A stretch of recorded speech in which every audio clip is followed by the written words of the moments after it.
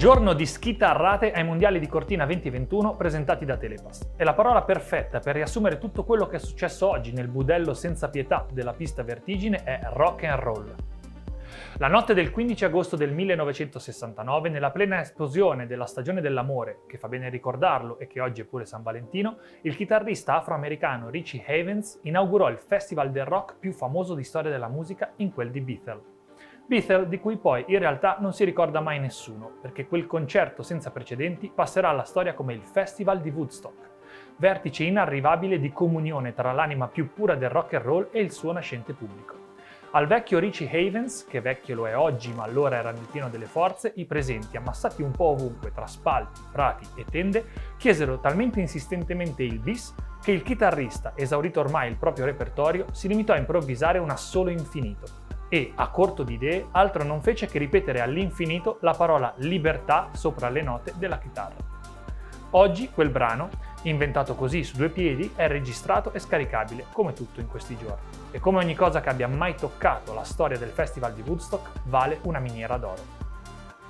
Allo sciatore di improvvisare non è concesso, e se c'è qualcuno che, siamo certi, oggi vorrebbe davvero che gli concedessero lo spazio per un bis, è il nostro azzurro Dominic Paris, a cui l'ipnosi della pista Vertigine, che come un serpente adagiato sulla montagna non ha di certo lesinato colpi di coda improvvisi, è riuscita soltanto a metà.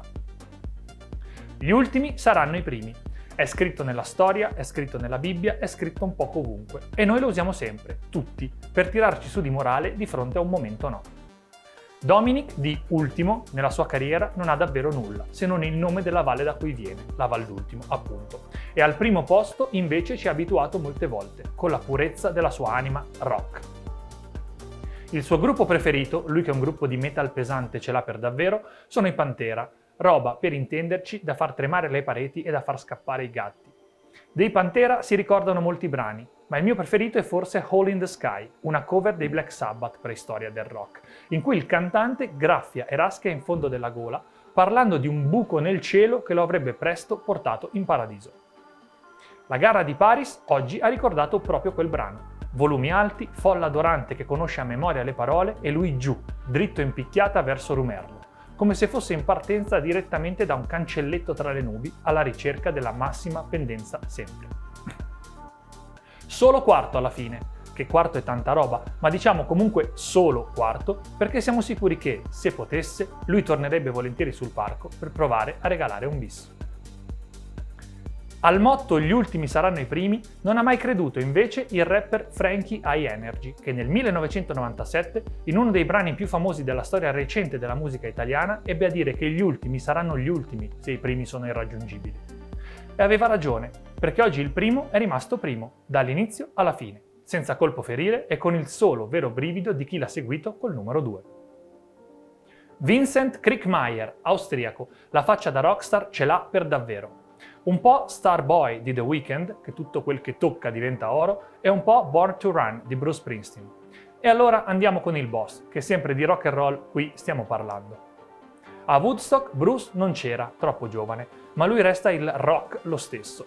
E come lui, Vincent è riuscito nell'impresa di tenere alte le note dei suoi accordi dall'inizio alla fine, senza perdere lo spartito e il pentagramma in nessuno dei diversi pezzi che la Vertigine gli ha richiesto di suonare oggi.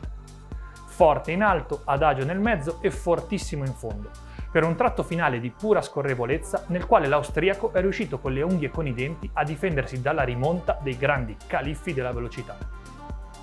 Pettorale numero 1, posizione numero 1, sul podio al gradino numero 1 e medaglia numero 2 per Krickmeyer. Doppietta mondiale, Super G e poi la discesa nel poco più che in 72 ore, per una sbornia post-concerto da raccontare ai nipotini. Prima di lui solo poche firme da capogiro riuscirono in questa impresa, anzi solo 2 firme per l'esattezza. Miller Bode da Aston e Meyer Hermann per tutti Herminator, 2 dinosauri del rock, l'antico testamento della disciplina, i Beatles e i Rolling Stones della nostra amata neve. Secondo, anche qui, sia di pettorale che di posizione finale, è il tedesco Andreas Sander, che di medaglie mondiali non ne aveva mai vinte, e la cui esibizione di oggi ricorda sinistramente le note di Baumann, seconda sorpresa nel Super G di giovedì, e quelle della Vidal, seconda sorpresa nella discesa di ieri. Insomma, all'improvviso è tornato di moda il rock alla tedesca, che non ci aspettavamo di ascoltare e che ci ritroviamo oggi, un po' stupiti, in cima a tutte quante le classifiche. Sander piglia il microfono e come un novello Klaus Meine, il cantante degli Scorpions, quelli di Wind of Changes per capirci, spara nelle orecchie la sua versione di Rock You Like a Hurricane, capolavoro della band di Hannover che oggi Andreas ha dedicato alla neo-amata Vertigine, bellezza di Cortina. Alla fine 1 centesimo dietro a Kirkmaier.